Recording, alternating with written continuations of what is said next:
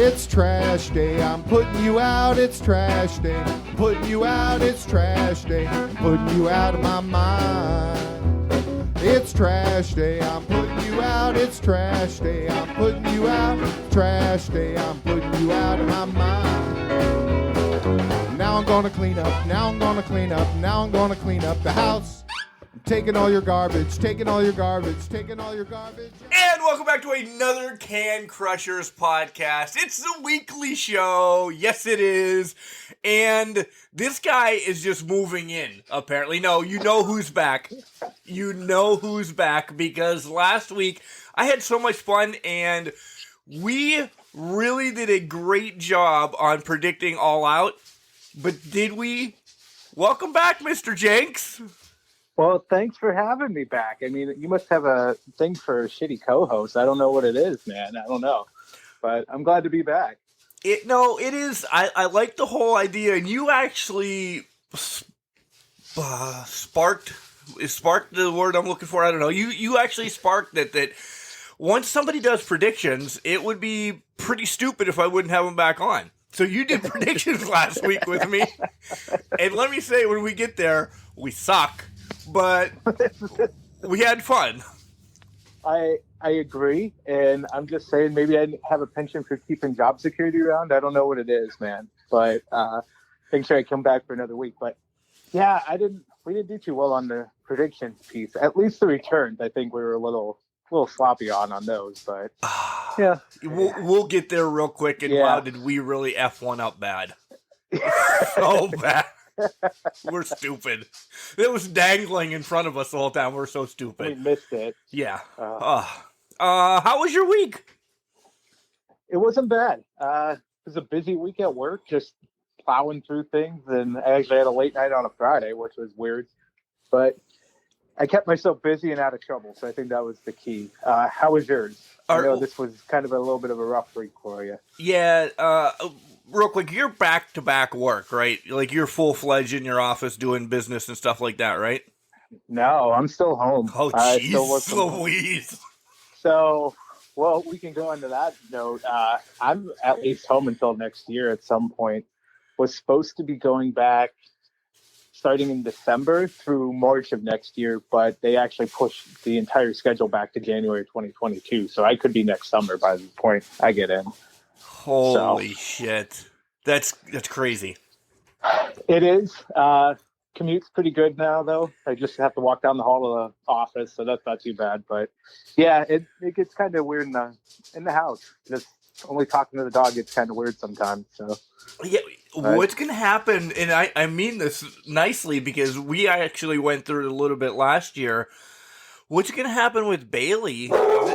Well, see, Max is worried about Bailey, clearly. Hey, buddy. He is. I mean, we all are. Well, what's interesting about Bailey is I adopted her during the pandemic, so the only thing she's known is me being home during the day.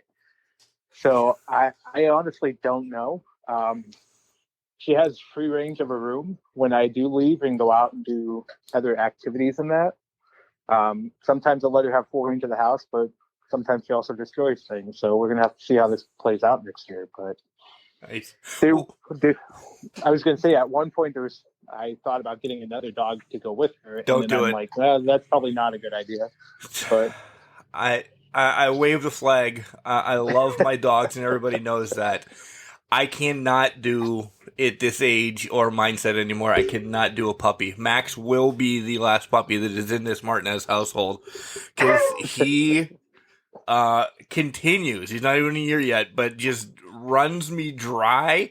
And then when we all do need to leave the house, you're right. It doesn't matter what you put up, what you stash, what you hide, or whatever. The only room that he knows that he will die from is the podcast room, so he doesn't go in there. But the rest of the house, I don't know if you listened a couple months ago, we bought a 64-pack of toilet paper, and there were 62 rolls in the kitchen. Yeah. So the last time I let Bailey have free reign of the house, she tore my grocery bags to shreds. And I had a nice freezer one that kept everything frozen and cool, especially during the hot summer months. Yeah, that was all over my dining room by the time I got home. So Nice. yeah. Nice. I will say, if I was gonna do two, I should have did it when I adopted her, because her brother was actually at the end of shelter too, but I ended up only getting Bailey at the time. So, but yeah, I don't know. I don't know if I want to get another puppy or just let it ride with this one. Don't do it. Get an older dog. My boy Miggy's in there taking a nap right now. He's good to go. Max, you can tell at any minute, can freaking blow up. Let's go. You said this is a rough week for me, and it is. It is. It actually starts September 3rd, because in 1997, everybody knows this, but people that are just jumping on, September 3rd from 97, had an accident with a little boy that jumped off a wall onto my car. So that is rough, and then it rolls into the next week. 30 years later. My mom passes on September 10th, so I always need to decompress, because it's a rough week, because I can't shut it down or anything. So I took Thursday, Friday off of work, and I was up in the air if I was going to do the football game Friday night here in town, but after I went to church, and I'm one, because we had a mass for mom, I am one huge on signs, huge on, spiritual signs. One of the readings Friday was kind of like, your guardian angel's there with you, they love you, it was just like, I'm like, oh, okay. So I kind of was all right Friday, getting close to the game. I'm like, I don't really feel like going to the game. Kel's like, well, if you can't, just go to halftime, at least help Rich, and get to halftime. If you bail, you bail, whatever. I got there, and it's the same thing about the podcast this week. Jenks, I was at 4 o'clock this afternoon. I'm like, I can tell Jenks I'll just do this later, or maybe I'll just take a minute or something, but once you get on the mic, and then once I started going at the football game, I'm like, And the funny thing is, not funny, but, the game that I broadcast was actually the same game that when Mom went back to the hospital a couple days before she passed, was essentially that same game. So there was kind of like another sign there that, okay, Mom, this is when you went to the hospital, this game's coming back around. So it hit me, but then it was like elementary day and all these little kids there, and it was just something cool that I'm like, oh, my mom's with me. My mom's fine. She's with me. And I know she is all the time. It's a mental thing. We talked last week, right, Jenks, about Daphne and everything, and how you just have to, sometimes you just have to plow through it. And then when I was leaving, some people knew me. They're like, hey, Mark, we loved your mom, but we were actually listening to the game tonight, even though we were here, and you did a great job. Your mom's looking down on you. So that instantly, I'm like, little things like that. They didn't have to say that. So, yeah. That's essentially what. Go ahead. Sorry. Oh, no, you're good. And all I was going to say is sometimes it just brings you that peace and that knowledge of knowing they're there. Mark, you know this. Your listeners probably don't know this, but I lost my dad about 6 years ago now. It was hard. And every year around July, middle July, when he passed, it hurts and it's overtakes your mind and you start thinking about things.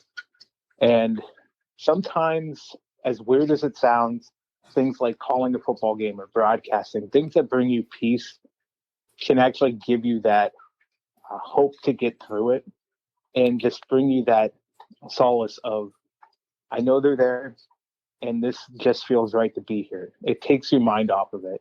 It helps out a lot. For me, it just helps. For me, I usually watch a ton of wrestling or something during that time because it's just things I enjoy. And it just helps me. It helps with the escape. You know they're there. They love you dearly. They still will, and they'll still watch over you as a guardian angel. So, but yeah, I completely understand how you're feeling in that. And I'm sure you did a knockout, bang out job, just like everybody was telling you after the ball game. So sure, yeah. Listen next week when I'm flying solo by myself. You got this. Thursday I was in a mood to play video games. So that was my day Thursday, just to go nuts and play video games. I looked high and low again. I really want a flippin' college football game that's on like a new generation or something. And I just, because I'm not minding Game Breakers 98, but I don't want to play a whole season on the Odroid. I want to play it on, something. I almost went back and bought another 360 just so I could have, this is how horrible I am. I almost bought another 360 just so I can get NCAA 14, which was the last one out there.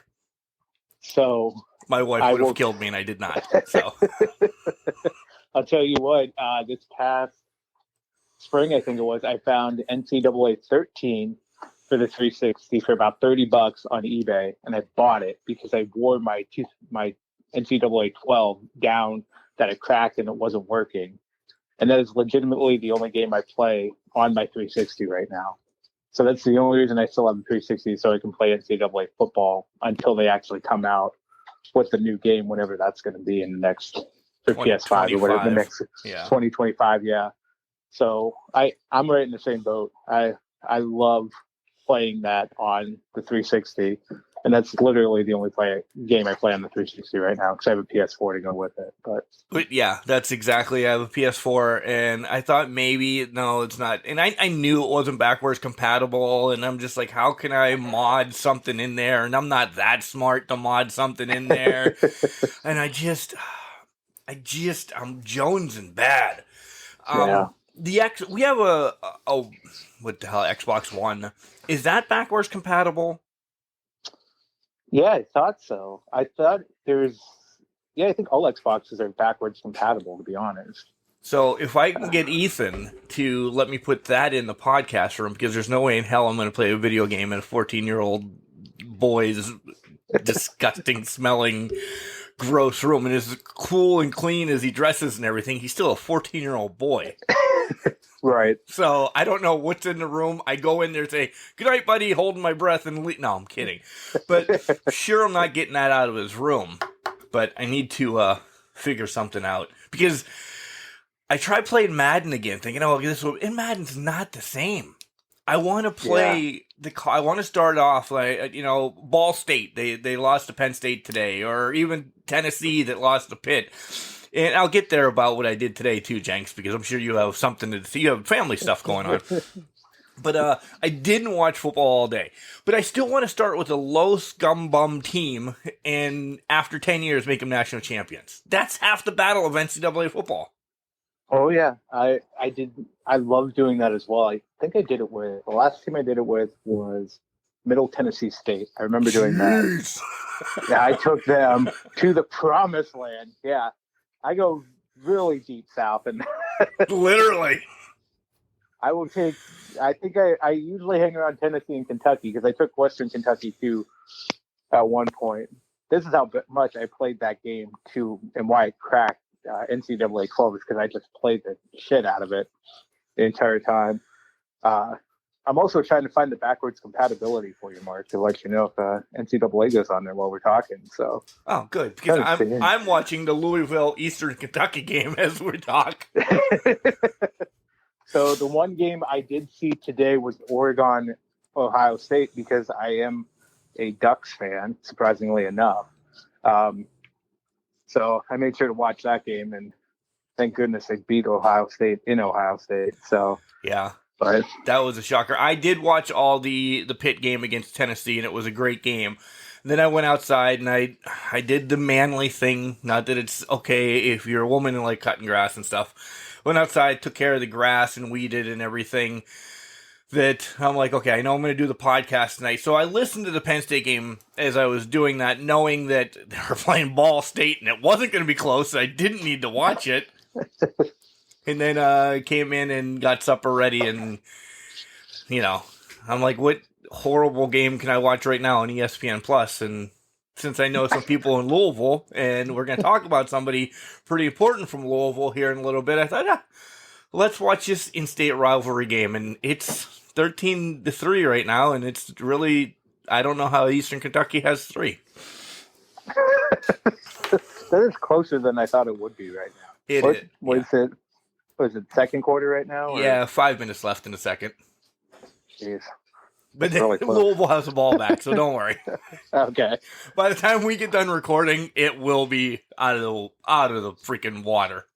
Well, with Louisville, they kind of shocked me with the Ole Miss game. They were not in that a lot for most of the game that I saw. No. When they played earlier this week. So I guess it doesn't surprise. I guess I shouldn't be too surprised that they're letting what was it, Eastern Kentucky or whoever it was hang around? Yeah. Eastern Kentucky hang around a little bit.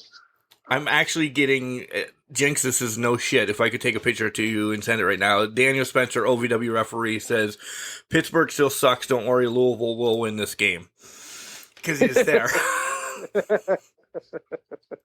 All right, we're a wrestling show though. We're done talking college football. I know that's going to be our next podcast. That might need to be. I think we can make that work. Oh, we could. And it's have some random people jump in here and there with us. Oh, my God. Oh, yeah. It'd be fantastic. I'd be all with it. I'd give you my password for ESPN Plus. Not that you're allowed doing that, but I would do it anyway. I have my own, so it'd be perfect. We can figure this out. Yeah, cool. Yes, let's do it. All right. Last Sunday night was, I don't like the AEW switch their pay-per-views to Sundays, by the way. I really don't. Yeah. Because 12:30 when I'm going to fucking bed to wake up at 4 after getting done texting you and your co-host Cody, my ass was dragging. In fact, I was 5 minutes late on Monday. I was gonna text you Monday morning, but I figured I'd let it ride for the week and see how it played out. But it did not play out. But just an overview, real quick. This has been the pay-per-view of a decade for me. And we'll get into everything. We really will. We're going to break this shit down hardcore. But this was a pay-per-view of a decade for me, Jenks. I don't know about you. So you're saying decade. I'm saying maybe top 5 all time for me because this was just fantastic. Except for the bathroom break match near the end. But it was top to bottom one of the better pay-per-views. One of the ones that I've been most enthralled in God knows how long. I've never been this excited to watch a pay-per-view in my life. And quite some time. I won't say in my life, but quite some time. So, yeah. 2 matches I didn't care about, and we'll get to them. And the first one was a 10-man match, which was on the buy-in, or whatever the hell they call it. It's just too much for a 44-year-old guy. There was just no consistency in that match. I don't know if it was a bunkhouse stampede match or at one point there was one-on-one, and then until the end of the match, there was more than one person in the ring the whole time. And I'm like, God, this is too much for me. I'm not saying they're not great workers and the match didn't flow well and everything. It was just too much for my brain to comprehend what the fuck is going on. Yeah, it was a mishmash of just talent in the ring going at it. I agree with you. It was okay to me, but I wasn't on the edge of my seat with it. So I figured the ending would be, Jurassic Express and Best Friends winning it. If they didn't win it, I'd be absolutely surprised by that. So, yeah, just nothing really of note to talk about with that. No. Except now there's, for some reason, kicking off an angle trying to shave Orange Cassidy's head. So I don't know what's up with that. But yeah, I don't know. Yeah. Then we get Dan Lambert right off the bat with the Men of the Year. Okay. For the last 3 shows, and everybody's going to think, Mark, you just said you love this pay-per-view. I do. Out of 6 out of 6 beers, the way that we rate things, it's definitely a 12-pack. But there's little points that I'm like, what? Dan Lambert and the Men of the Year have to do something. They've talked in the crowd for 4 weeks now. Do something. That's all I have to say. Well, and to that point, what is Junior Dos Santos, and I can't remember who the other fighter was with him, why are we bringing UFC fighters if they're not actually going to do anything in this? Is it just to point out, hey, I got UFC guys walking with me here? Or yeah. What's the point of that?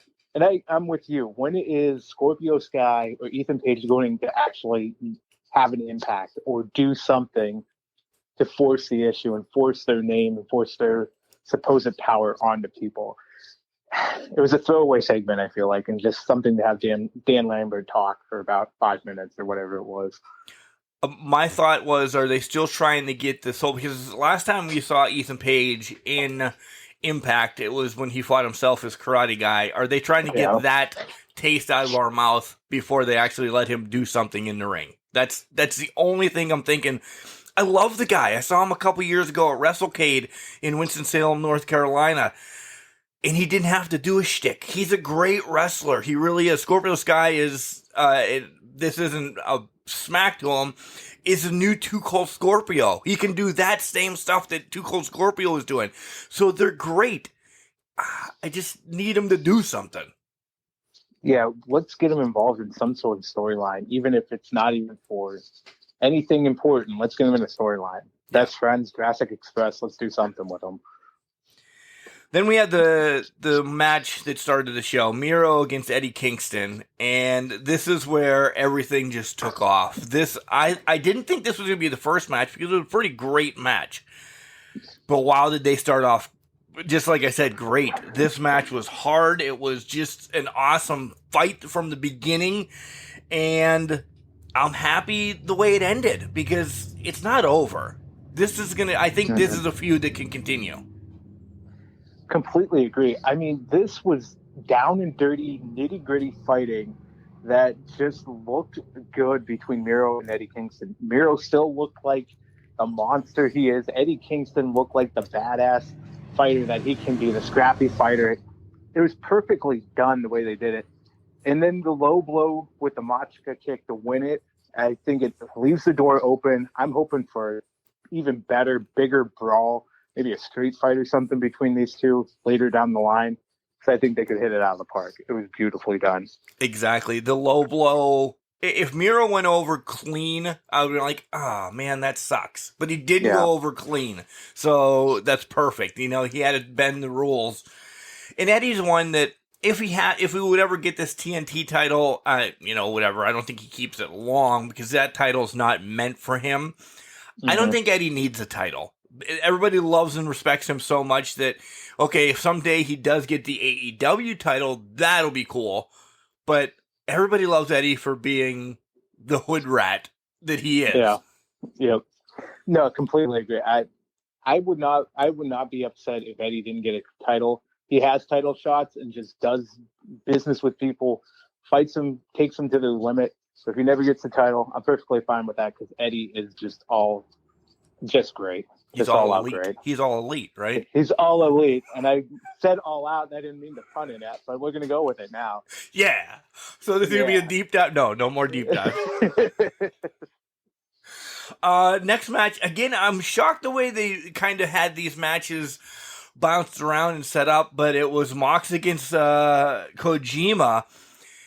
This was strong. Man, I felt the chops and everything from way across the United States, and this was like, holy shit. But on the other end, I thought there was going to be a little bit more harder style in this. You understand what I'm saying? Like, it was hard, but I wanted a little bit more from these guys, which led to something on Wednesday that we're just going to probably combine it all, but we'll get there. Yeah, to your point earlier about the match order and that, I honestly thought Punk and Allen were going to start either kick it off or be at the beginning somewhere, but I was surprised they pushed that back and had these two big, strong mano-a-mano fights. It's essentially what they were at the beginning. Mox and Kojima, Mark, to your point as well, I felt the air going out of my chest. That's how hard they were hitting. Like, I'm like, oh, God, why would you do that?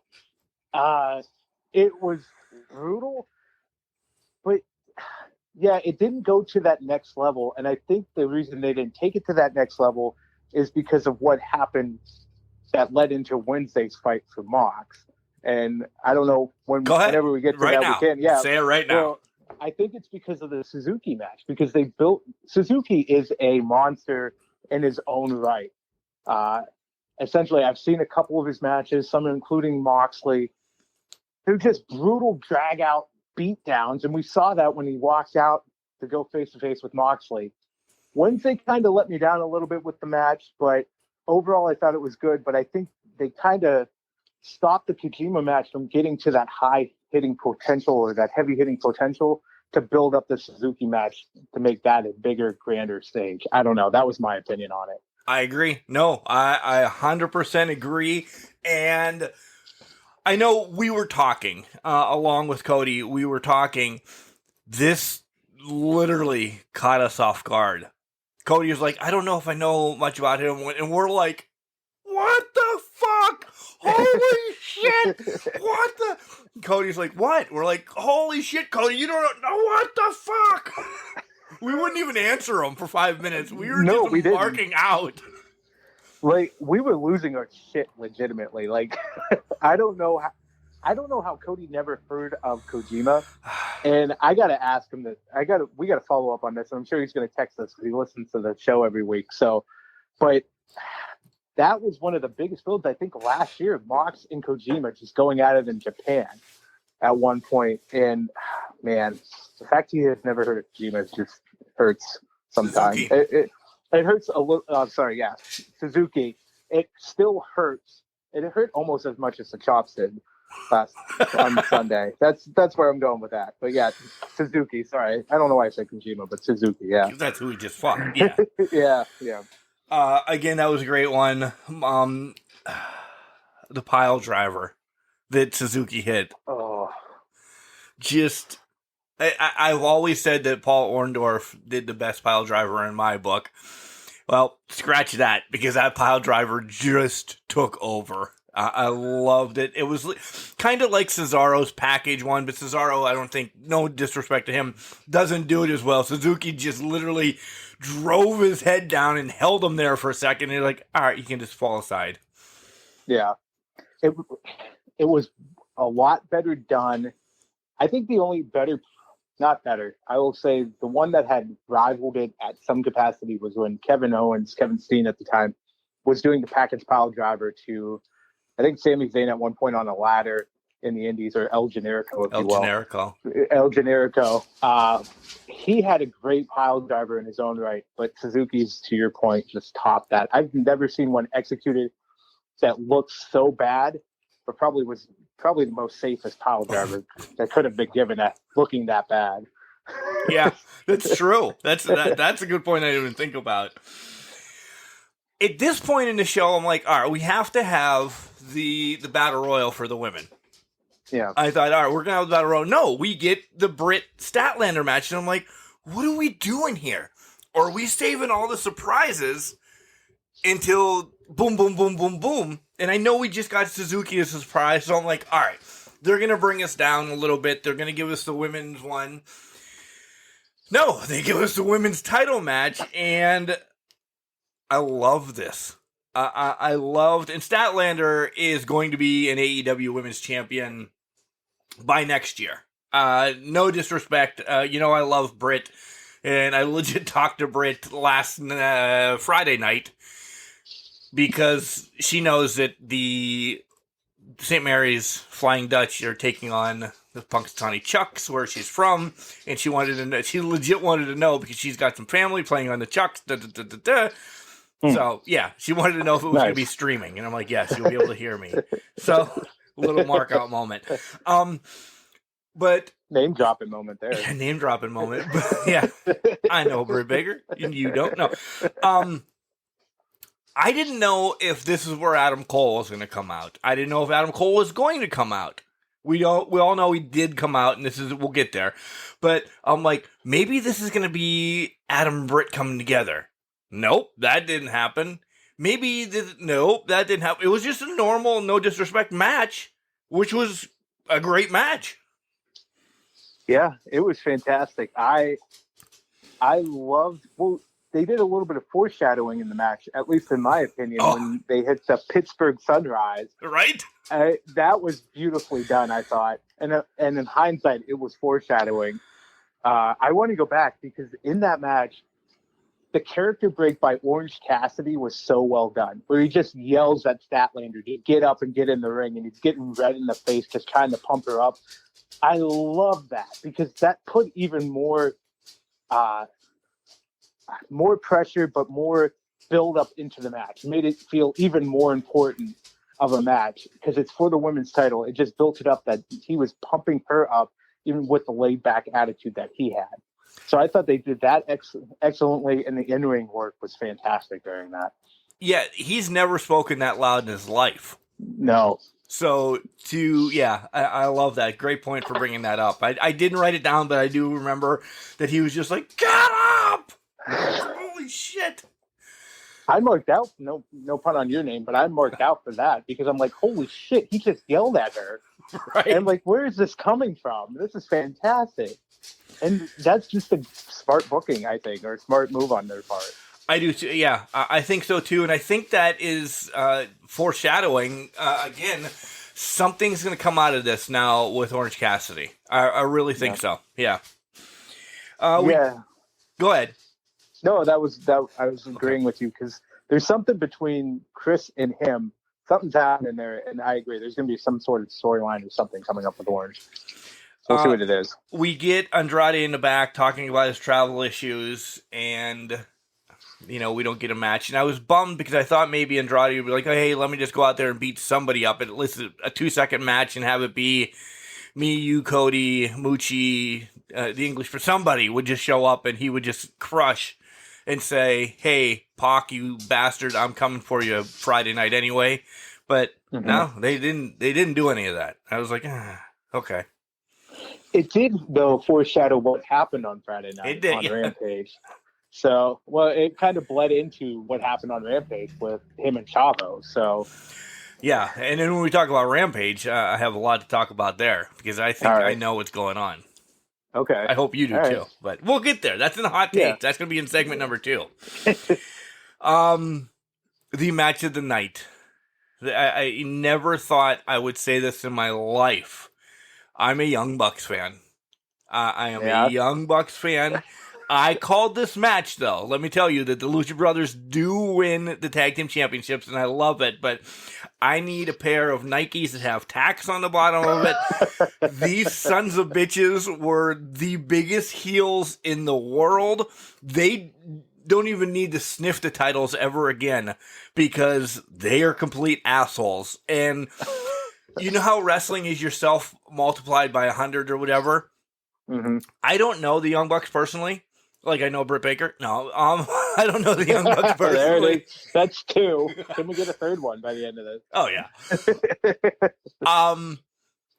I really think these guys are assholes. I think when they were fan favorites with my air quotes, I think that was them playing I think these guys are son of a bitches because the story is you do your best shit when yourself by 100. These guys are assholes, and they drug me in and out. And if they would have kept the titles, I would have been fine with it. I would have been mad that I got my prediction wrong, but this was unbelievable what they did in this cage, Jenks.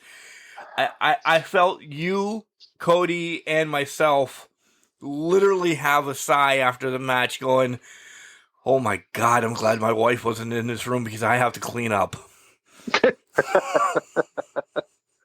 That was it was so great. I watched it twice, and that had to have been probably the best cage match I have seen in years, if not ever, in my entire life. It was beautifully done. The tag shoe, I nearly lost it with the tag shoe because I thought that was a fantastic touch.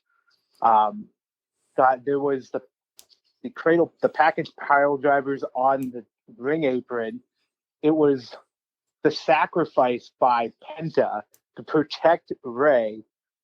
That was beautifully done with the tags. And then at the end, Ray just ends up turning into this resolve and just going after them. It was beautifully done, beautifully built. I'm so glad Brandon Cutler didn't try to spray people with that cold spray or whatever the hell that can of shit is. Right. But it was the show stealer, and it was so much in one match that told a beautiful story. Sometimes with those cage matches, and I think I mentioned last week, I had a little bit of concern with, I didn't know if they were going to try to go over the top with flipping moves or anything like that, but they did it within a story. And they built a beautiful story that I think transcended what we've known as a cage match over the years. So it was well done, fantastic. And I agree. The Young Bucks at this point are just assholes that are living their best lives right now. I don't know if you ever watched their Being the Elite show on YouTube. I've watched that a couple times, and it seems to be 100% kicked into high gear in their wrestling performer, whatever they do in that show versus that. So I watched it once in a while, and it was when I was just despising them. Now I'm joining their fan club. So, yeah, just because of that. Yeah, I'll get to what they did this week because I won't give away too much of it.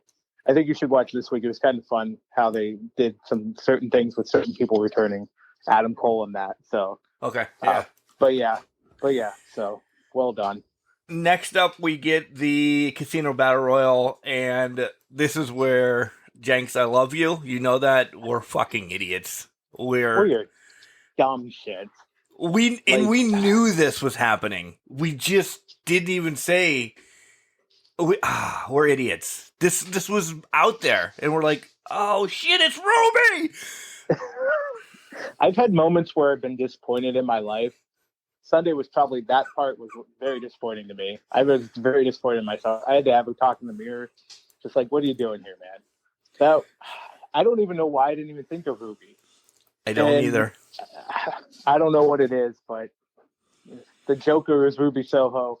It was perfect and it was beautifully done. I love it. Are you happy? Are you happy that she won right off the bat? Because this is hear me out for a second as I stir the pot. I don't want it to be a one-off with her and Britt because I don't see Britt losing yet. Yeah, that's the other flip side of the coin because I feel like Britt's going to go over on Ruby, and I don't know where Ruby goes from there. Right. And I know AEW wouldn't let her fall. Relegate her to where WWE may have had her in a secondary. She wasn't at the top of mind for them. But I'm just concerned that we're going to see her fall back. And she's going to be used to her full potential. She's going to have great matches. That's for sure. But I just hope she's pushed accordingly. And maybe it's not taking it off of Britt right away. But as long as they do a program with it that she may eventually get the title, that'd be great too. Oh, I agree. My thoughts are right off the get is that during the Ruby Britt match, whenever it happens, Rosa comes in and they battle because I want to see Ruby and Rosa yesterday. And then Britt can go on to take on Red Velvet again or, anybody again while they develop themselves because there might be some people that don't know who Ruby Riot or Soho is, and they need to build up a little bit about her character, and I think that would be perfect for her and Thunder Rosa to go at it for a little bit. That's why I didn't, when she came out, I'm like, shit. I knew in my heart of hearts that she was going to win, but if Rosa would have won, another match with Britt would have been okay for Rosa, even if she takes the loss, but they don't really want to do that, then Britt has two on her.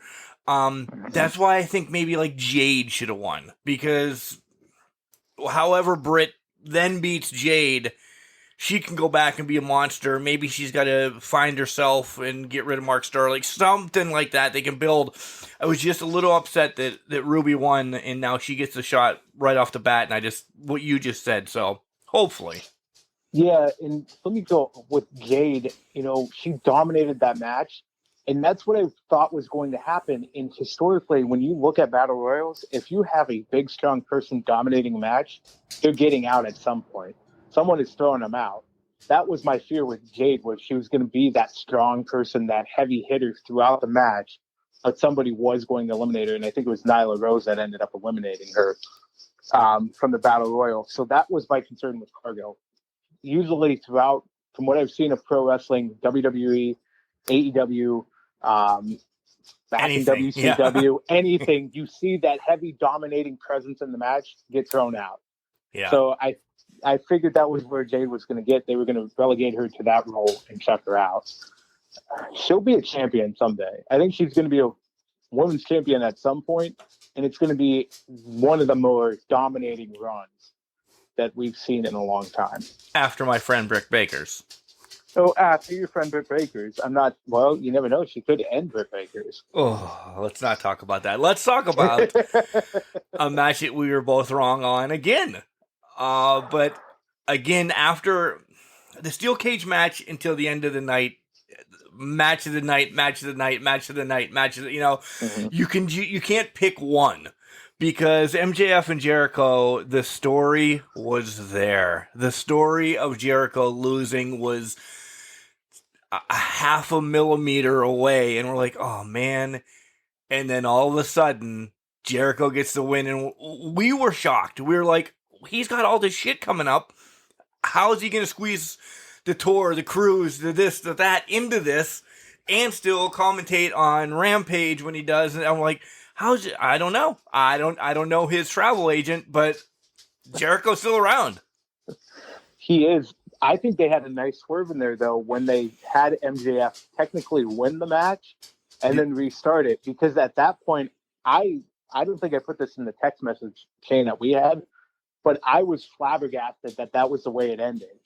Like, I almost felt like, oh, my God, he was lost, but he didn't lose. His foot was still on the rope. I was kind of upset. They had me hook, line, and sinker, Mark. I thought this was going to be how he'll take a break for a little bit, and then he has, Bryce Remsburg come in and start a fight with Aubrey or somebody. I didn't think it was going to all pan out that night. I thought this is going to keep him to be able to come back in a month or two or whatever. Yeah. That was a good thing. And it also, throughout the match, I don't know if you thought this too, but it felt like almost Jericho best hits night, because he was hitting the Lion Saw, he was hitting the Code Breaker, he was hitting all of his moves, and I'm just sitting there like, oh my God, this is like a career retrospective about to end this career. And then they did the swerve with the restart of the match, the transition from the salt of the earth into the walls. It was beautifully done. God, they had me hook, line, and sinker.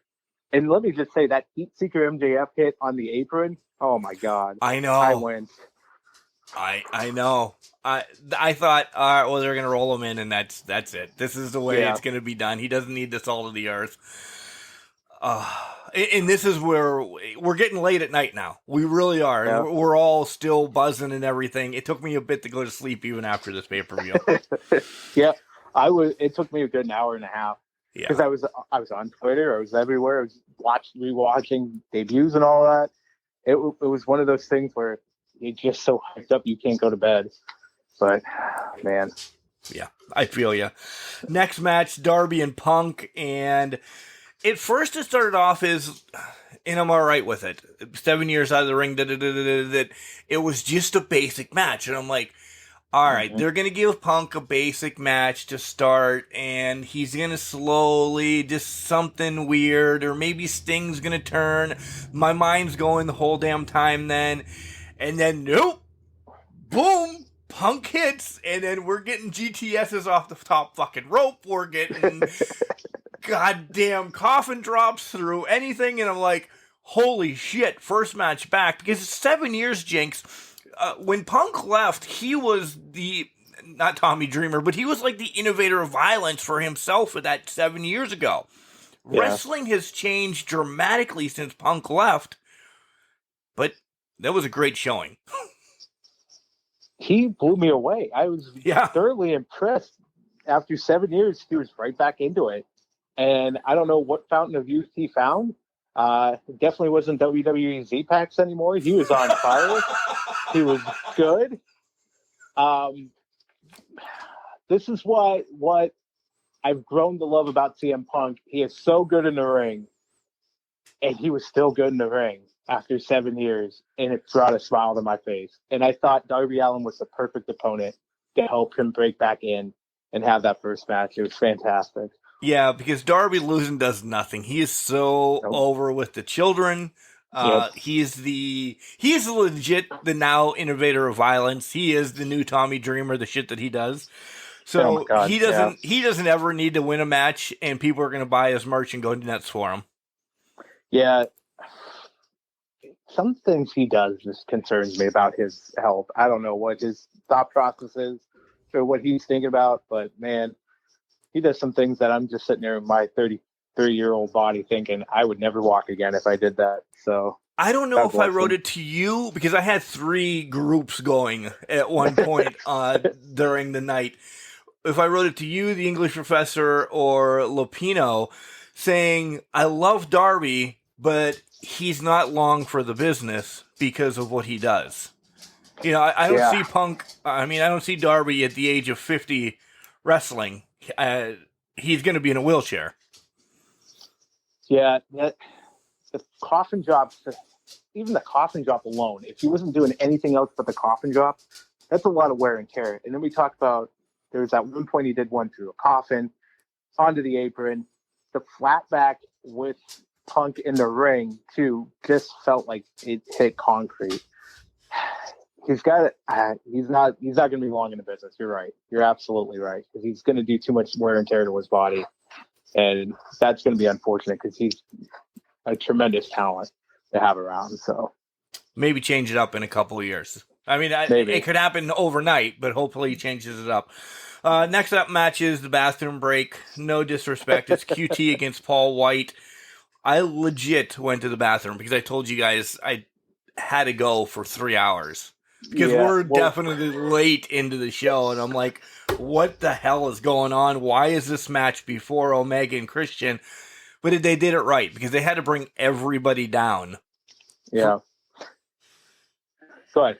No, I love JR. I love JR, and the news is out that, he's going to be stepping away from the commentary table to do more like backstage interviews and everything.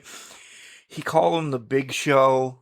I don't know. I'm not throwing on him because he's, sometimes he's sick. JR is JR, and we messed up, but we're not JR.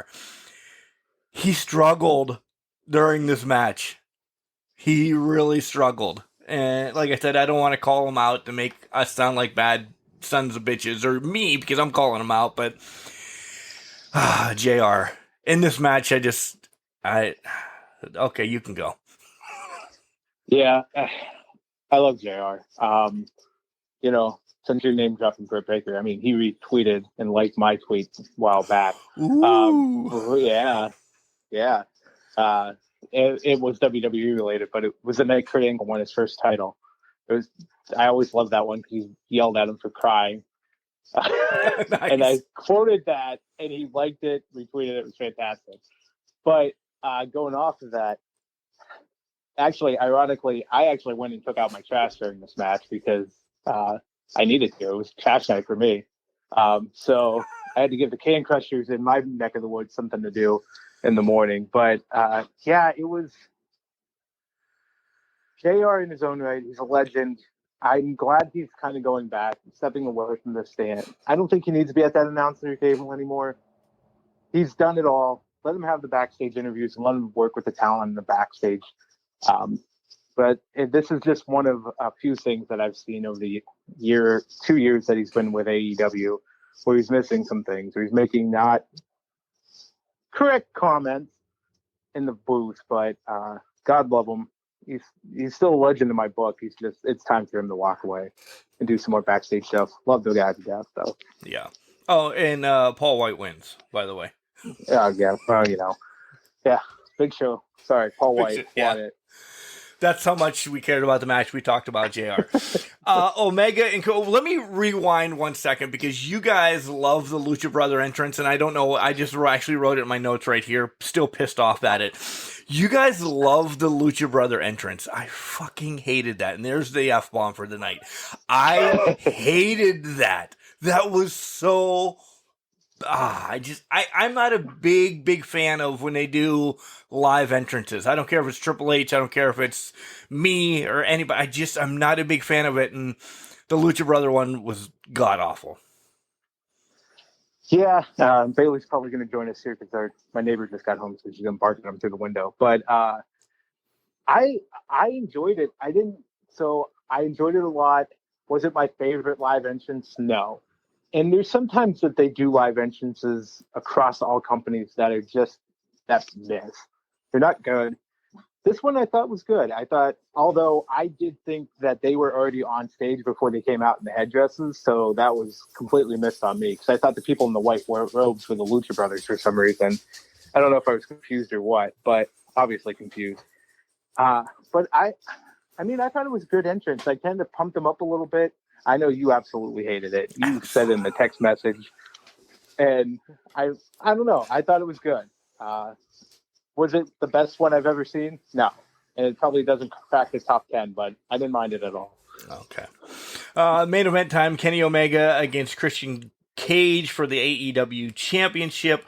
Did you hear that Kenny Omega ate in a Waffle House in Charlotte prior to heading to Chicago? That was his entrance.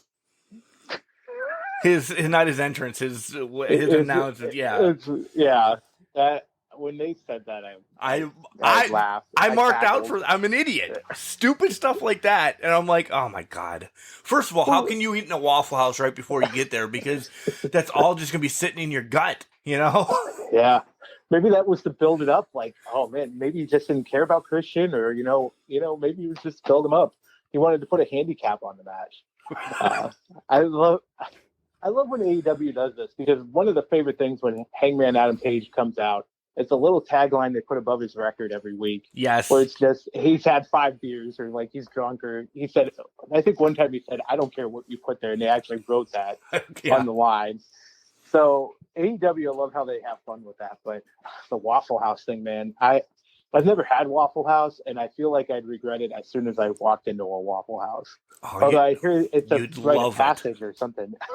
You'd love. First of all, the atmosphere is amazing there. Depending on which one you go to, it's so good. It's like sitting at 10th Avenue or maybe 5th Street of parts unknown. Yeah, it's phenomenal.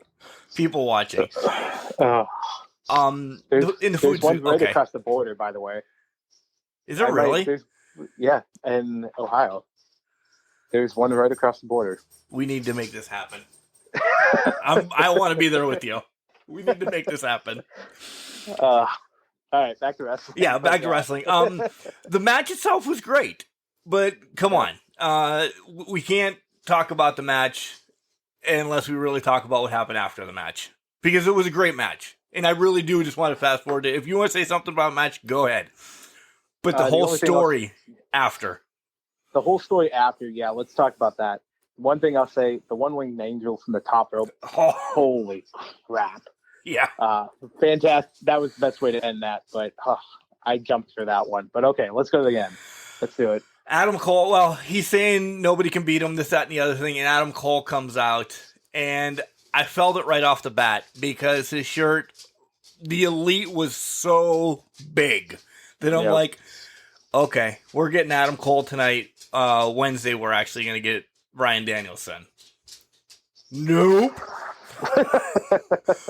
Adam Cole super kicks Jungle Boy. He gets the kiss from the Bucks, and I'm like, all right, we're going to go off the air with that. Perfect ending. He starts a shtick again, saying bye-bye, and then here comes Bryan Danielson, and I don't know. I'm getting tingles again right now talking about it because it was beyond perfect then. Setting up so much that I saw a meme earlier this week about WWE was overlooking AEW 2 years ago. You know, it was a Tom and Jerry thing. And then they grew where they're the same. And then with the 4 people, Ruby, Cole, Danielson, and Suzuki pumping out on this pay-per-view alone, they have overtaken them. I don't know if you want to say in money or anything like that, but in wrestling fans' hearts, AEW is now must watch. Completely agree. The ending to that pay-per-view was perfect. I can't tell you how many times I've actually watched each individual entrance debut. I've even rewatched the pay-per-view to watch them again. Because that is how it was almost a ground-breaking turn that shifted the wrestling industry. And I don't want this to sound like we're overhyping it or we're putting too much behind it or thinking too much about it. But in my opinion, this just changed the game. The entire thing has completely gone to the wayside. I'd rather watch AEW every week than watch WWE. That's where I stand right now. And we'll get there in hot takes. Yeah. Yeah. Because this was fantastic. The Cole thing, yeah, big letters, he has a lead on it. He wasn't attacking, he just went looking straight at him. You felt like it was happening, and then when I saw Jungle Boy getting up, I'm like, oh, he's gonna kick him, isn't he? Yep. And sure enough, he kicked him square in the jaw. The Bebe's back with the Elite, and then D-Bry. Fight of the Valkyries. My heart just grew 5 times the size that night when I heard Flight of the Valkyries and then Bryan Danielson, coming down. Man, words, like you said earlier, cleanup happened. Yeah, words can't describe it, man, because that was just. I audibly screamed, woke up the dog. Bailey was up, like, "What are you doing, you crazy son of a bitch?" And it was unbelievable. It was electric. it really was. I was talking to the 2 other garbage men about wrestling, and they could give 2 shits about wrestling, and I'm like, "But this happened." But they're like, "We fixed our truck this week, and we did." I'm like, "No, but you don't know what happened on wrestling last night at 12 o'clock at night, and that's why I'm 5 minutes late. But we went drinking. But Bryan Danielson's back, and he." That's my life. I don't know how you do it. Well, I feel that way at work too, because I'm the only one at work except for the Mooch, who actually works where I work. But Right. they did the the press conference afterwards where they had Cole, they had Danielson. It was fun listening to him. Bryan Danielson had a great quote. I think it was during this press conference. I remember hearing it during the week, but it was, you could show a non-wrestling fan great wrestling and they would get it instantly. I think if you showed them something on this pay-per-view outside of White and QT Marshall, they would get why the hook was there and why people were ecstatic and why some wrestling fans would just want it injected into their veins at that point, because that is how great they did that. Yeah. Oh, man. I already gave away my ranking as well.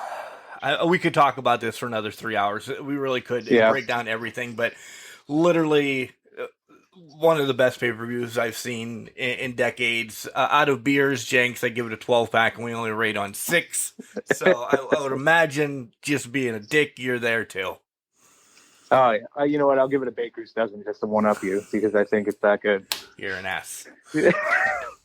You called me that at some point during pay-per-view too, I think. Oh, sure I did. Sure I did. I get a little bit lewd during pay-per-views. All right, we are going to move along. We're going to get to the second segment, but before we get to the second segment of the show, we're going to talk about Collar and Elbow. But before we talk about Collar and Elbow, homeboy, Al Snow, doing the right thing this past Thursday in Destin Beach, Florida. Legit, him and Chad Miller from OVW were on vacation. This is a legit thing. I have not talked to Al, but Chad and I have texted a little bit. They were there, and Al just barrels into the water. He hears a young boy calling for help because the tide has taken him away. He just dove into the water and pulled this boy out, and you read everything from TMZ now, and he says, hey, it reminded me of Shad Gaspar's story, and he really didn't want that to happen. So he just dove in. He's like, the lifeguard was coming, but he knew she wasn't going to get there fast enough, and Al saved a young boy's life in Destin Beach, Florida. I know you read about it as well. He's a great human being, so my hat's off to him. And then there's one more funny thing about this, but what do you think about Al Snow? Props to Al. I mean, it takes a lot of courage to run into going back to the Shad Gaspar thing, running into almost the face of death at that point, because you don't know what's going to happen with that tide. It had taken the little boy the courageous effort he took just running out to save him. To your point, I read that lifeguard quote that he said that the lifeguard just wasn't going to get there in time, so I had to do it. I mean, it takes a great man, a big man, somebody with a lot of courage to run out there and do that. And more props to Al Snow. It was fantastic that what he did. The boy then calls him a huge bodybuilder because he didn't put two and two together who it was. He's like, that bodybuilder over there saved my life. And now Al Snow is going to have another big head, pun included, that he is still legit a bodybuilder. But Al will wipe it off and just he'll be humble about it. He'll never bring the story up unless you ask him. Yeah, which is a good thing because there's some people that do it for the fame and the glory and that, but Al Snow more obviously than I do, but there's some people that are just like, you know what, this is just another day in the life, just trying to help out and save the future at that point. So yeah. Props to Al. Head over to Collar and Elbow, his apparel business that he has as well. Check out all the new stuff. There is a Frankenhead shirt out there, which is an early release for the fall schedule lineup, apparel lineup, or however you're going to call it. He gives me hell, by the way, because I never have anything written when I talk about Collar and Elbow. I just ramble. Their new line in the fall is coming out, but they released the Frankenhead shirt. Go over and buy that, and when you do, use our promo code Can Crushers. All one word, capital C and can. Holy shit, I'm not drinking tonight either, by the way. Capital You're C. Not? No, I have. I even had a beer. What's going on, man? I drank a lot last weekend, and I have mass in the morning, and we have some more things, so I'm kind of being a good Christian child tonight. Oh, that's good. That is very holy of you. This is horrible. It's 20-3, by the way. Promo code. It is Can Crushers. All one word. Capital C and Can, capital C and Crushers. You'll get 10% off. Here comes Al Snow. When we come back, we have hot takes about the wrestling world, and somebody called in and is part of the new segment that I have to rifle through, and we'll get there. Wrestling. A love and a passion we all share. I've started a wrestling brand. The wrestling brand. A brand founded on the aspects of wrestling. Two entities working together to create a product that connect emotionally for people everywhere. Collar and Elbow is the brand. Passion and love for wrestling is the drive. I am Al Snow, and this is Collar and Elbow, the wrestling brand.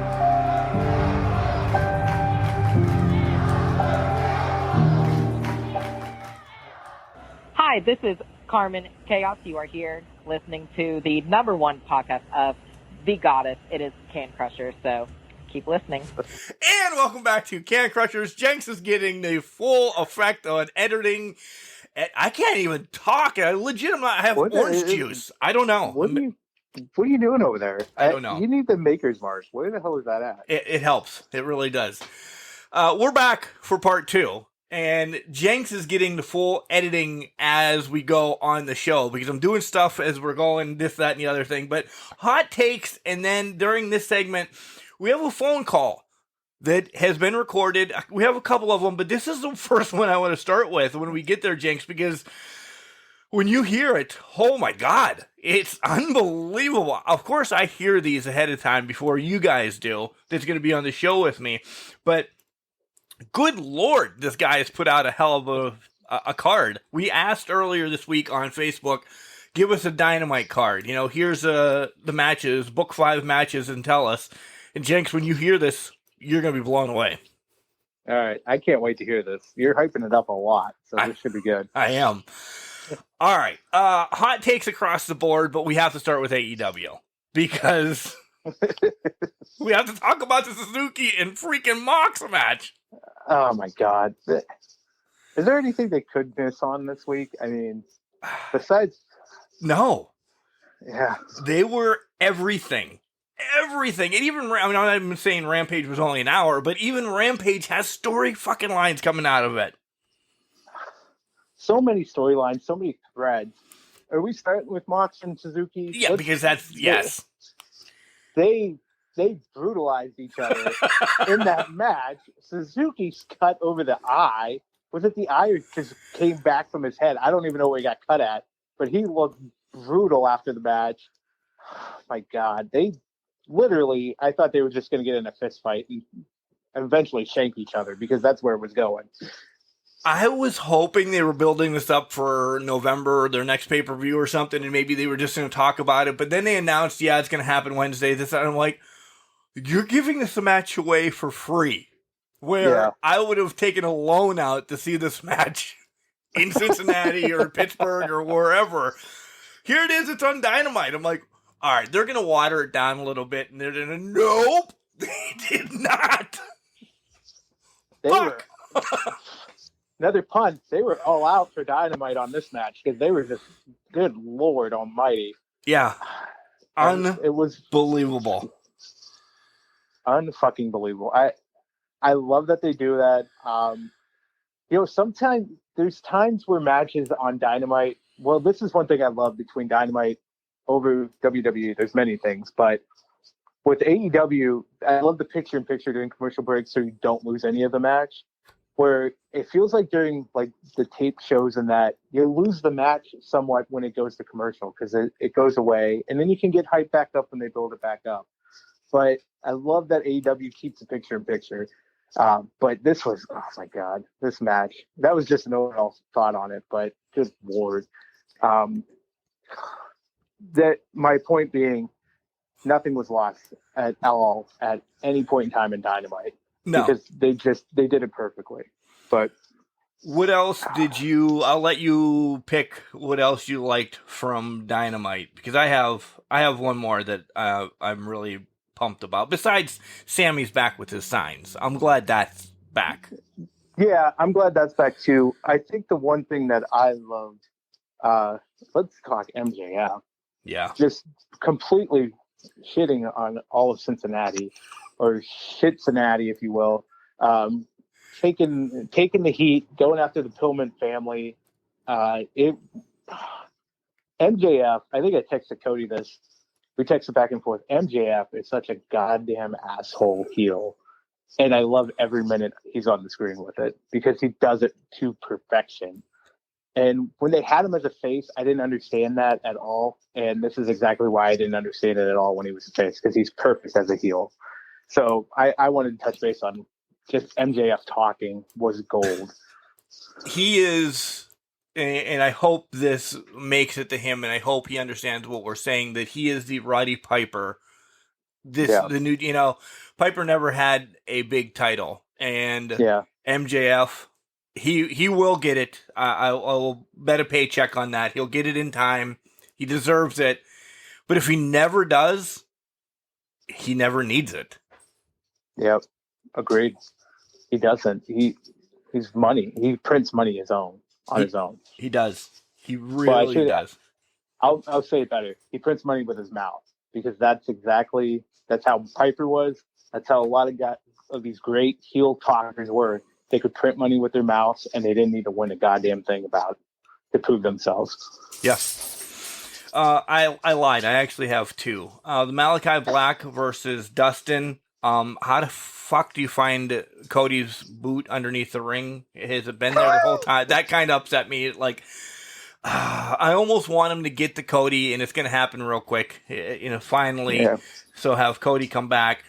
And then we really need some help in the Dark Order. And do we think it's coming sooner than later? Because there's a lot of spoilers out there right now that somebody's contract was up earlier than they thought. And they let him ride before they actually released him. And his 90 days is going to take effect sooner than they thought.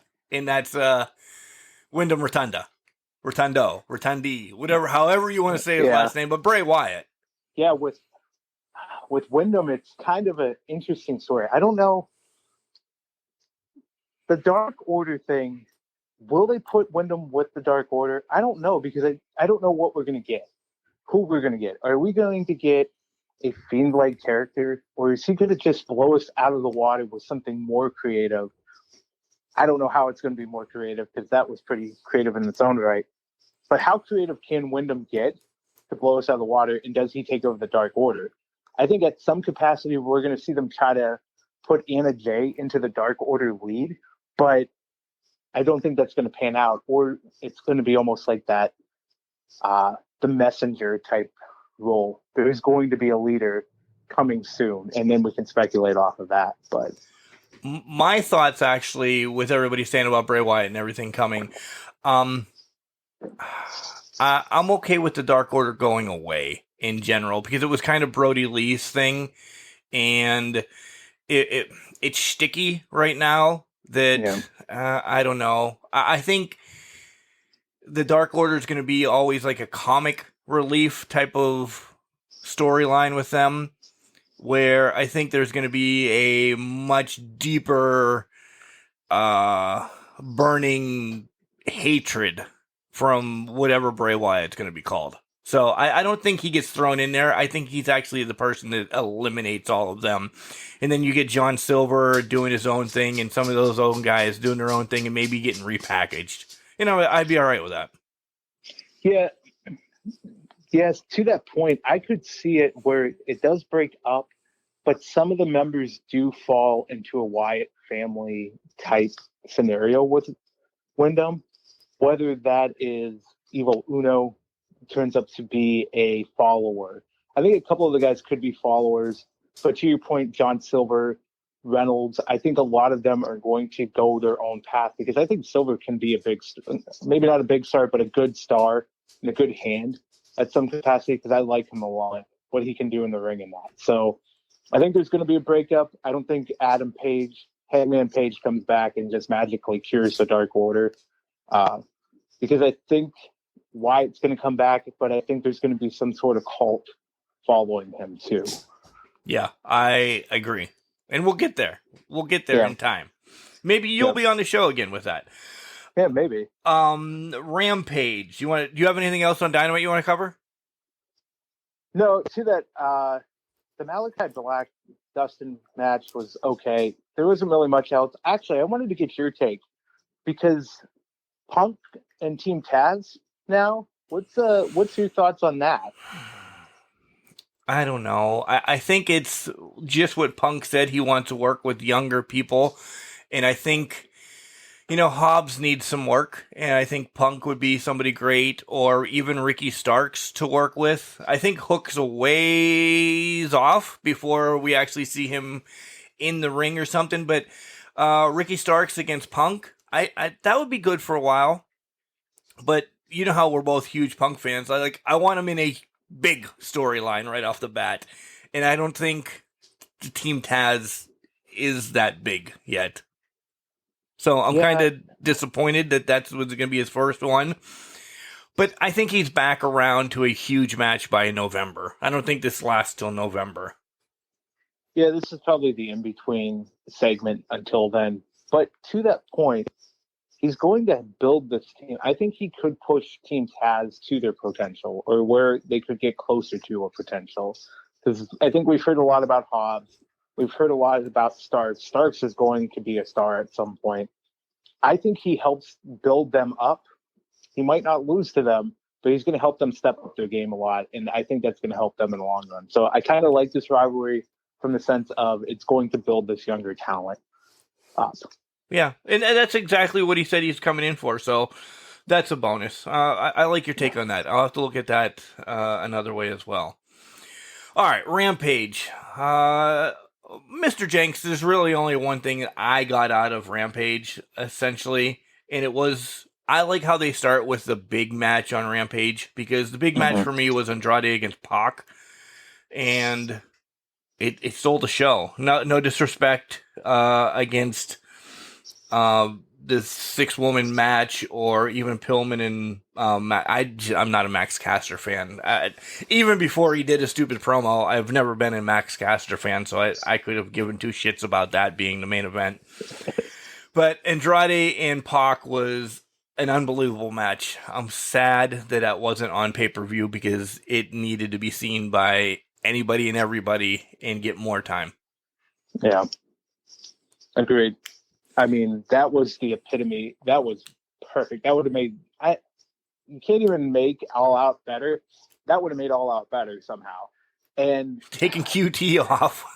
Taking QT off, put this match back in. It was so good. Even the ending, and I was surprised by the ending where Andrade took out Chavo. Yes. That threw me for a loop because I'm like, oh, they're just going to drag this out. And then he kept harping on it. I'm like, is something coming of this? And sure enough, he took him out. So is Andrade a face, or is he just, I don't want to do business with cheaters. I want to win straight up. Bro, what is the deal with Andrade? Maybe he's just a new chaotic neutral that is just there to win and fight. I don't know, but I like the way that went. Andrade is going to have no disrespect to Andrade, but he needs a mouthpiece. Okay, right? Yeah. He's got that broken English. He needs a mouthpiece, and one of the biggest mouthpieces in professional wrestling is on his way to AEW because he legit loves him. And this person went to AAA to be in his corner. And it's going to have 3/4 of the Horsemen in AEW.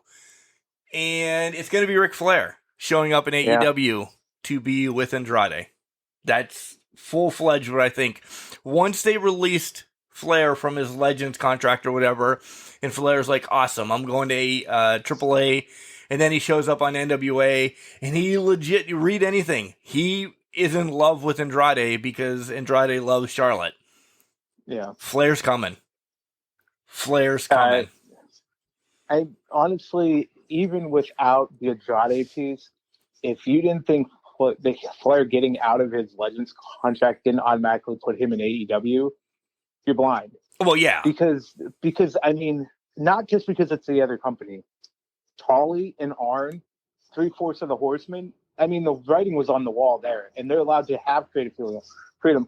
We haven't even talked about there's potential Sting versus Tully match for some reason going to happen at some point. I know. And that still kind of excites me. So they're letting the Horsemen go for it. Do we get another Sting Flair match?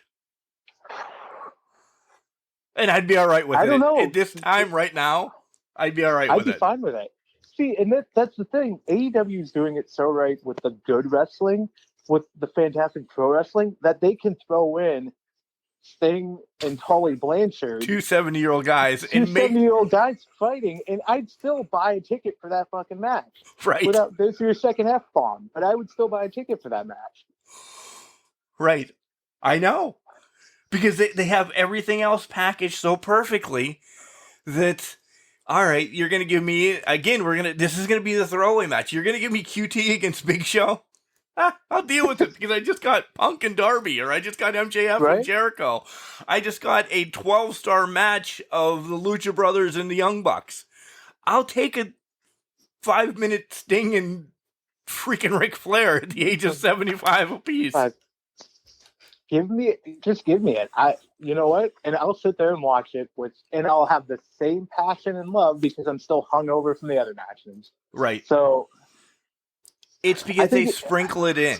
It's not week after week. This is what you get, and that's the what the other company up north is doing.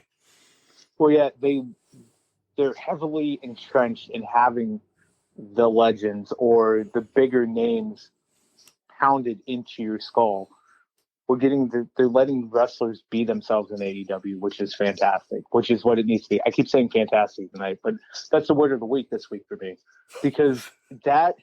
It's a deep dive because they let the wrestlers do what they do best. You hit these marks, we're golden. Yeah. Do what you do in the ring. Be free. That's what pro wrestling is and should be, not structured entertainment that you tear up 5 minutes before show to rewrite and have them put out there. And then who knows what the hell you're going to get. Exactly. So prior to going on the air, I'm going to bring down the fourth wall of Can Crusher Nation. Neither one of us watched NXT because as of right now, there's nothing there grabbing us. Adam Cole's gone, and I don't know. It's just not. It's not the same all of a sudden. It doesn't, and it hurts kind of because I do love Samoa Joe.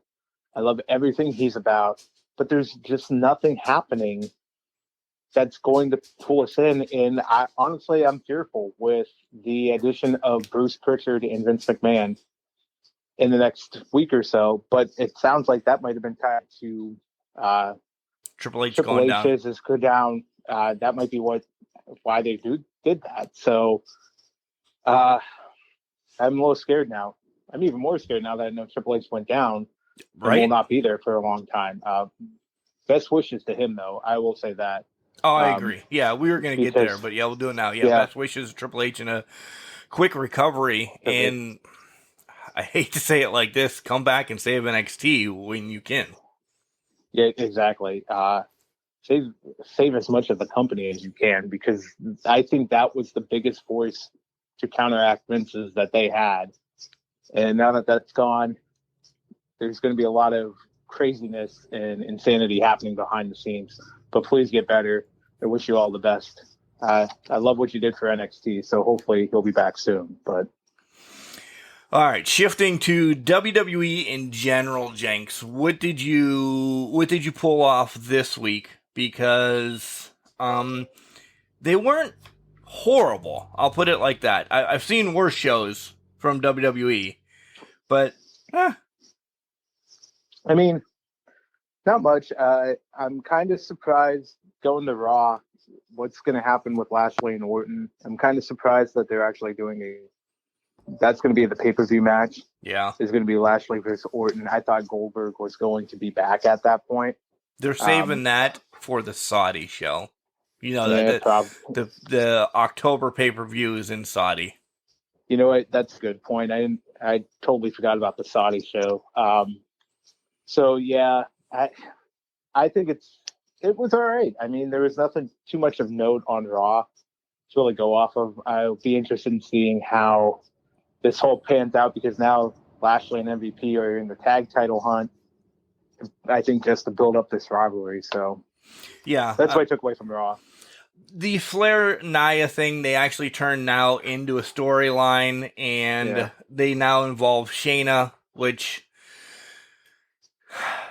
kind of brings that whole thing to a screeching halt. And now Alexa's in there as well. So we aren't really going to get, which we thought last week we were going to get a banger match of the Extreme Rules between Flair and Nia. Now we're going to get Nia against Shayna, probably, and then Flair against Alexa, which, all right. And I'm still over the Alexa being the fiend that she is, because I don't like it as much as it is. And the draft is coming up in a couple weeks. Woo. That is true. Yeah, that's a good point. I was into the Alexa thing until Wyatt got released, because then it seemed like, well, what's the point of this character and gimmick now? Right. Because I thought, because that was building up to something. I'm not saying it was going to build up to a match between Wyatt and Alexa, but it was building up to something else that kept me enthralled with it. Now it's like, okay, where are we going with this? I think Alexa is a great talent. I don't know what kind of funky things we're going to get at Extreme Rules. I don't think we're going to get an eye versus eye match, but thank God. Right. Or a swamp match. Maybe we'll get a swamp match between the two. Who knows at this point? But swamp match. God, that thing. I don't mean to bring up bad memories, but that was something else. Putrid. SmackDown on the other side, though, I didn't mind. Like, I like the whole Lesnar, thing. I'm a fan of the Bloodline. I do like that. And we have in the next couple weeks to talk about. I want you to get your opinion in a little bit too, because there's two other contracts that are coming up that fit AEW perfectly. But SmackDown in general, you talked about liking the Brock thing a little bit, and we're both kind of sad about what the Demon's gonna have end up. But I have a thought, so go ahead. Yeah, so I'd like to hear this thought too, but the Brock thing I thought was beautifully done. I like how he's trying to get Heyman into a corner with Roman and get the distrust happening there. I don't know if that's part of the plan or what, but Brock is jacked, and I think he's more scary now than he ever been. I love the ponytail. I do too. I like the Viking look that he's got going on right now. He looks more intimidating now. Taking out the Usos was the right move. I was glad they didn't try to have the Bloodline beat him down, so I'm good with that. And the Demon thing, that hurts because I know where it's going to go. The Demon is going to lose to Roman. No disrespect to Roman. I think he's a great champion. I'm a fan of the Bloodline. I'm a fan of what they're doing with it. I just don't want to see the Demon sacrificed to the Bloodline. I think that needed to be a well-protected character because he's not going to win the title unless Lesnar is going to somehow cost Roman the match. But that's kind of my 2 cents on it. Well, there's my thoughts. That exactly, you just ruined it. I think the Demon does get the title because Lesnar does cost him a match.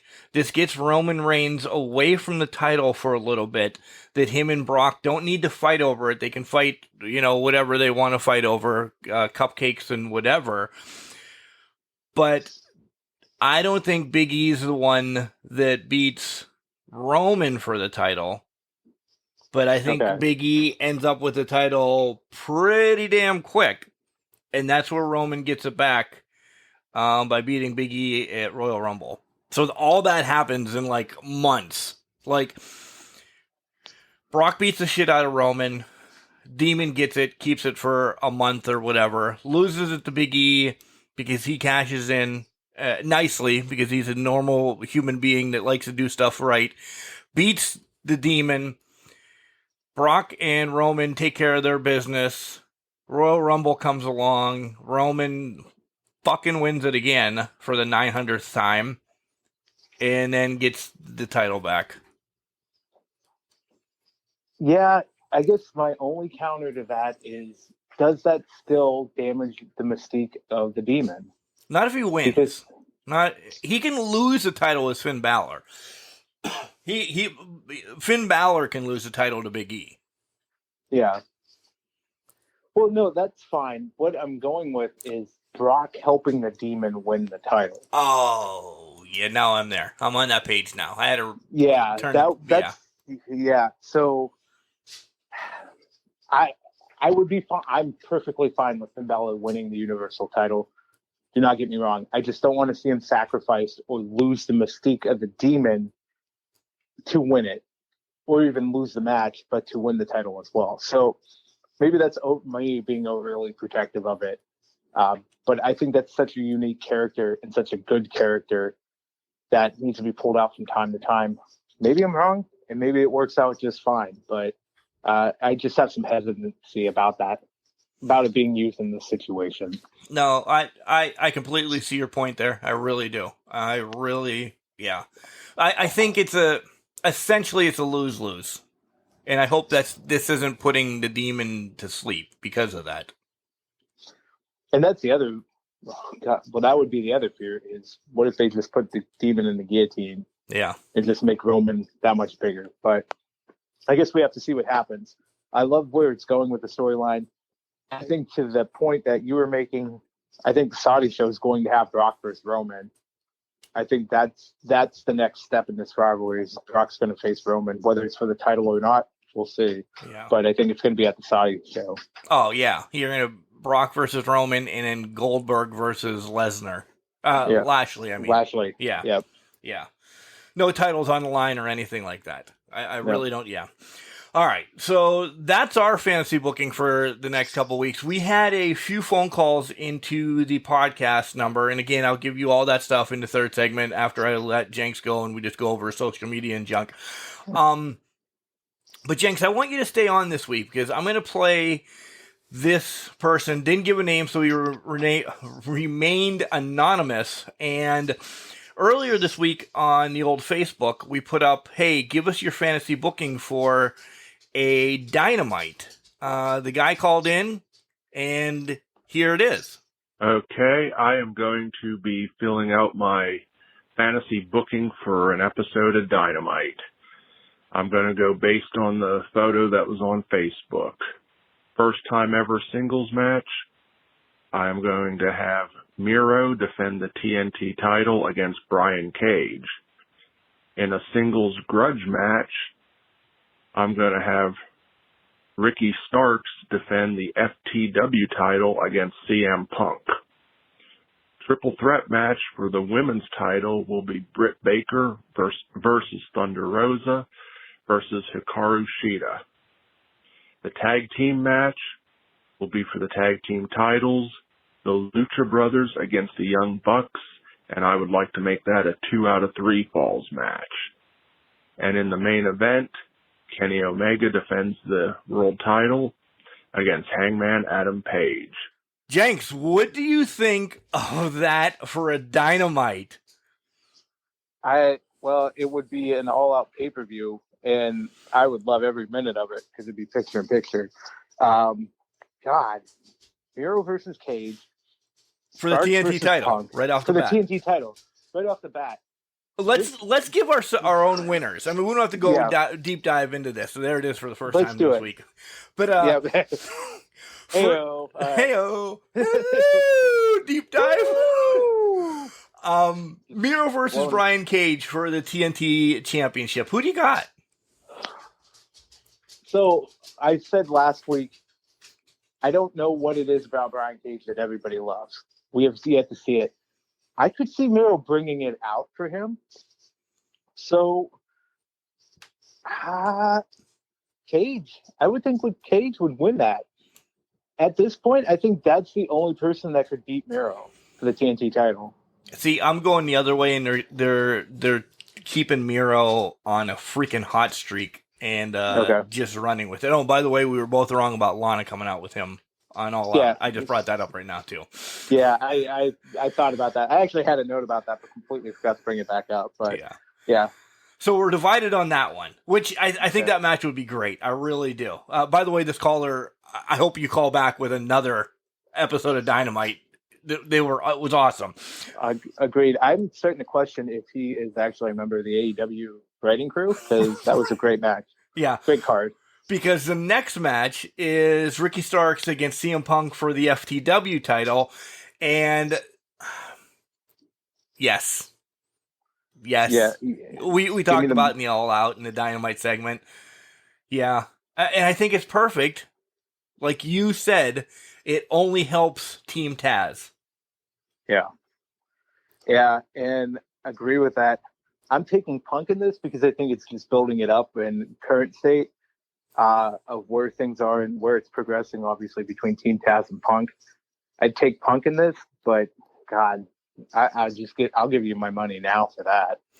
I 100% agree. I think the FTW title is great for Punk right off the bat, and then he could just shit on it, and maybe him and Taz have a match down the road, and Taz gets it back and does whatever. I think it's perfect. Yeah. Next match is Triple Threat Women's title match. Hikaru Shida, Thunder Rosa against Britt Baker for the Women's Championship. Yes, please. Yes, 1,000 times. Can we make this? I just want to make one improvement on this. Make it no DQ, because I just want to see this thing just go balls to the wall. Okay, we just did. Sorry, caller. Yeah, sorry, caller. I love the match. The match is fantastic. You make this no DQ as well. Oh my God, things are just exploding at this point. Just based off of the Britt Rosa match, Shida with a kendo stick. It's just going to be great. Who's going to win it though? I'm going to give it to Britt. I'll give it to your best friend, Britt. Thank you. You're welcome. Yeah, I'm definitely going there the whole time because shenanigans with Hater outside the ring and Rebel and or whoever else Britt has in her back pocket. Yeah, without a doubt, Britt retains. Yeah. I will never have Britt lose the title, so I don't know what's going to happen when she does. Yeah, I have a hot take to go back to. We didn't talk about this. What about Adam Cole threatening Tony Schiavone? We never brought this up. We didn't. Why? I don't know. I don't know. I'm sorry, caller who called this in, but I got to go back to this. My God in heaven, I nearly lost it with that. I know. Tony So almost good. lost it. Like, I He did. wonder if that was actually written or Adam just like kind of went off script and just went right in his face, because Tony turned and you saw that he was playing it up, but then all of a sudden he like, oh shit, I don't know what to do. It was perfect. I loved it. I don't know how to act. I don't know what to do. What's going to happen here? It was beautifully done. Do you think Adam Cole, again, caller, you have to wait a minute because now we're just adding our own shit. Do you think Adam Cole super kicks Tony at some point in the near future? I don't know if it's. I think it'll happen. I don't know about near future. Maybe in a couple months or something like that. That's near enough. Yeah, it could be near enough. Yeah, I think there's going to be like a segment between. I think they keep Britt and Tony away from each other for a while, and then there's going to be a segment where they get back together. They like have a couple segments together, and then there's like a hug or something, and then Adam Cole just kicks them. Yes. So I love Tony Schiavone though. He's always been one of my favorites. Yeah, he's fantastic. He's great at. Oh, they're fantastic again. He's fantastic in that role. So, all right, back to the callers. Fantasy booking. Tag team title match: Lucha Bros against the Young Bucks in a 2 out of 3 falls. Caller, we almost lost our life in the first match in the cage. How the hell are we going to make it out of 2 out of 3? Well, even the cage. Go back to the ladder match they had. What was it, 2019? My God in heaven. 2 out of 3 falls. I don't think I'd be able to operate for a week. So I'd be so hungover from that match. You added a no DQ to the women's. I'm gonna add these. The first match is normal match, standard tag team match. Okay. Yep. Second match is no DQ. Okay. Okay. And if it makes it to the third, it goes back to a ladder match that the titles have to be strung up. Difficult ladder. What else could they do outside of a ladder in a cage? Scaffolding. Oh, God. Oh, God in heaven. Well, at least New Jack wouldn't be in it, so that's a good thing. Right. Or Jim Cornette. Or Jim Cornette. But scaffolding, yeah, well, that's pretty much all they can go from there. Good Lord. Or they're creating a new match. I don't know what they'd create, but they'd be creating a new match at that point. They'd have to do the Ready to Rumble match then. David Arquette. Yeah, electrified steel cage. It'll all work out. As you should know where I'm going. I said the Bucks don't need the title anymore. I'm going to give it to the Luchas just because. Agreed. In time, I want Pride and Powerful to be the champs. So. Yeah, I agree with that. We're getting to this next match. In time, this match is going to happen. It's going to be Omega against Hangman Page for the AEW Championship. As the caller wants us to talk about this one right now, we're going to pause. And Jenks, the way this is going, it's going to be Omega against Bryan Danielson, I think, right off the bat. Yeah, well, and here's where... Now, my question is it going to be for a title, or is this going to be a one-off on Dynamite? Where do they go with this match with Danielson and Omega? I'm hoping it's Full Gear. I think Full Gear is the next one. But I don't see Danielson losing his first match to Kenny Omega, because I think Omega keeps the title to Page. But maybe we're wrong, and he's going to lose it to Bryan Danielson. Now, don't get me wrong. Either Bryan or Hangman Page can win this title, and I'd be happy with it. And I'm not disrespecting Kenny Omega, who I've now become a fan of as well. He took me a while to come around. I mean, I still don't like him fighting the doll or the broomstick or stuff like that, but what he's doing in AEW now has transcended the shit that he's done across the seas. Just because of the faction that he's with in that. So I'm going to pick Hangman to win the match that the caller said. Yes. Yeah. On the Dynamite. But I don't know when this is going to happen. In real life, as we're just conglomerating everything together, that's the questions that we have to ask. Is it going to be Bryan that takes the title from Omega? And what's that do to Hangman then over time? Because he was the one built to take the title from Omega. Ugh. That's exactly it. Because I think But maybe there's a swerve in here. Maybe it's Bryan that takes it from Omega, and Omega takes it back, and Hangman gets the shot. Maybe by the time Double or Nothing rolls around in May. Yeah. That could happen. Because, the promo on Sunday at All Out prior to Cole coming out, there's nobody that's in the company. The only people that could beat him aren't in the company, are retired, or they're dead. Well, somebody just walked into your company that could probably beat you, and Bryan Danielson. So now, I think that just foreshadows what could be the inevitable, is Kenny Omega loses the title. Yeah. So to Danielson, but the callers, absolutely right. I'm picking Paige for that match that the caller called out. This was just a fantastic card. I'd give this 6 beers. Yeah, I'd give it 12 beers on the spot just looking at it. I know the way it's built. And the only thing we really actually differed on was the Miro one. You took Bryan, I took Miro. Which, again, that's a moot point on it. Either one, I'd like to see hold that title. Agreed. And I think Cage is going to take that title at some point, or at least some sort of title within AEW.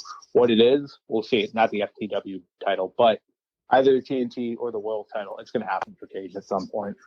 Oh, yeah. He's definitely beyond. Nothing against that FTW title. Maybe, like I said, maybe it's a great run for Punk to get back into things, get this story going with Ricky Starks and Team Taz. But, Cage is too big for that title now. Literally and figuratively. Yeah. Valid point. So, great card. Another great episode from you, Jenks. I think you should just keep rolling with this and stock wrestling every week. But that's up to you.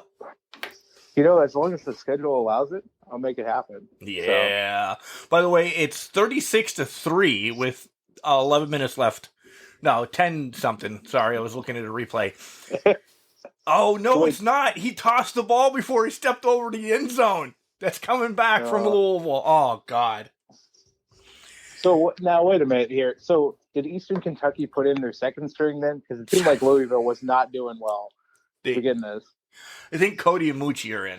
Just saying. They took the freaking touchdown off the board. You need to watch this. He literally throws it out of his hands at the 1 yard line. What a jackass. No. That is the biggest pet peeve. Keep the ball in your hand until you cross the big white line. Huggins Bruce, I think his name is. Well, Huggins Bruce, that's a terrible. What are you doing, man? What is it? Come on, man. Come on, man. Come on, man. Pull it together.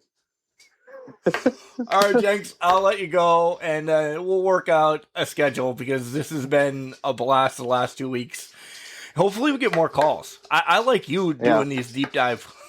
Son of a bitch. I didn't mean that one. These deep dive calls from the... You meant it. You can't. I did not. You can't. You just love saying deep dive. I deep dish pizza. You know what? That's fantastic. Just to kind of counteract it there. Nice. All right, buddy. I'm going to wrap this shit show up. Thank you for joining me last week. Thank you for this week again, and then we'll get things squared away. Sounds good. Always a pleasure, Mark. If you need me, holla. Holla if you need me. Hello. Hello. This is the hardcore icon, Just Incredible, and you're listening to Can Crushers Podcast. Now, that's not just the coolest, and that's not just the best Can Crushers Podcast. Well, that, my friends, is just incredible. Ladies and gentlemen, welcome back to Can Crushers. You think I went to a break? I did, for about 30 seconds. I went and grabbed a beer. So, Jenks, I did have one beer after we got off the phone. Guys, we got some stuff in the works, and this is going to be really awesome. You're going to hear that lovely golden pipes of Michael Jenks again. He's going to be returning real soon. I'm not sure when, but he will be back. So that's going to be awesome. Jenks and I we click. We know what's going on.